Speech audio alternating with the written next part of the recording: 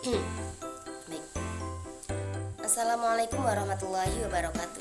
Perkenalkan, saya Fitriana Dewi, NIM 34190006. Saya mahasiswi semester 4 Komunikasi Penyiaran Islam di IAIN Pekalongan. Nah, dengan dibuatnya video kali ini itu untuk memenuhi ujian akhir semester mata kuliah Produksi Penerbitan Pers. Langsung saja, di dalam sebuah produksi penerbitan pers itu ada banyak jenis berita. Di antaranya ada straight news atau berita langsung, di mana berita langsung itu menampilkan berita yang masih hangat, aktual, ditulis secara lugas dan jelas apa adanya ya. Kemudian ada opinion news atau berita opini. Berita opini itu berisikan tentang pendapat, pernyataan ataupun komentar. Selanjutnya ada berita mendalam. Berita mendalam itu penguraian berita yang sudah ada. Kemudian ada berita penjelasan. Berita penjelasan itu berisikan tentang menjelaskan sesuatu berita atau menguraikan suatu peristiwa. Seperti itu. Itu soal nomor 1.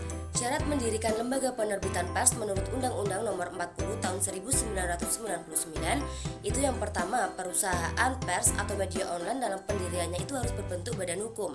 Yang kedua, dalam pelaksanaan kegiatan jurnalistiknya, media itu harus tetap mengacu pada Undang-Undang Pers, Kode Etik Jurnalistik, serta pedoman-pedoman yang telah ditetapkan Dewan Pers sebagai lembaga pengawas jurnalistik.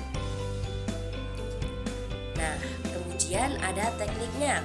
Yang pertama, pengesahan diri Menteri Hukum dan HAM atau Hak Asasi Manusia. Yang kedua, surat domisili, terus NPWP, SIUP, TDP, dan izin-izin teknis lainnya dari departemen yang terkait. Kemudian yang nomor 3, cara merancang rubrikasi konten yang baik. Yang pertama itu signifikan atau unik. Sebuah media yang menerbitkan sebuah siaran pers online itu harus bisa membuat sebuah konten yang menarik perhatian pembacanya atau yang sering disebut juga dengan netizen. Yang kedua, relevan dengan pembaca. Artinya gimana? Sebuah konten pers online itu harus sesuai dengan sasaran pembacanya. Kemudian yang ketiga, memberi nilai tambah sebuah media akan lebih baik jika lebih menekankan penulisannya untuk lebih mengutamakan pembaca, seperti memberitahu hal-hal yang bermanfaat bagi pembaca, yaitu berita yang menarik untuk diterbitkan. Yang keempat, gunakan pernyataan langsung. Pernyataan langsung itu sebuah hal yang opsional dalam penulisan siaran pers online. Tetapi hal tersebut itu mampu membuat berita terasa lebih berbobot serta kredibel. Kemudian mudahkan akses multimedia. Menyediakan materi multimedia bukankah suatu kewajiban, namun hal ini bisa membantu untuk meningkatkan kecepatan publikasi sebuah siaran pers online.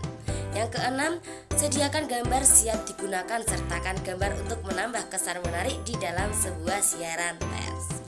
Selanjutnya soal nomor 4, konvergensi media adalah penggabungan atau menyatukan saluran komunikasi massa. Contoh ya, seperti media cetak, radio, televisi, internet, bersama dengan teknologi-teknologi portabel dan interaktifnya melalui berbagai platform presentasi digital. Seperti itu. Kemudian soal yang terakhir, apa sih yang harus dipenuhi dalam mendidik sebuah lembaga pers itu?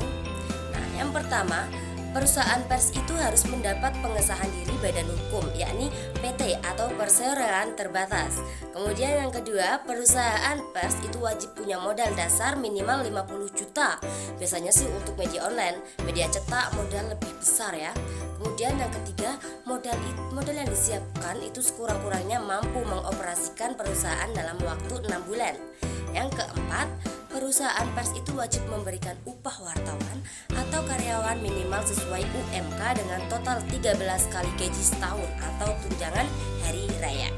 Yang kelima, perusahaan pers wajib memberikan perlindungan hukum bagi wartawan atau karyawannya. Kemudian yang keenam, perusahaan pers itu memberikan pendidikan dan pelatihan agar wartawannya mengikuti perkembangan zaman dengan cerdas. Yang ketujuh, badan hukum perusahaan pers itu tidak boleh ikut campur dengan usaha lain untuk kepentingan pribadinya atau untuk melancarkan usaha sektor lain.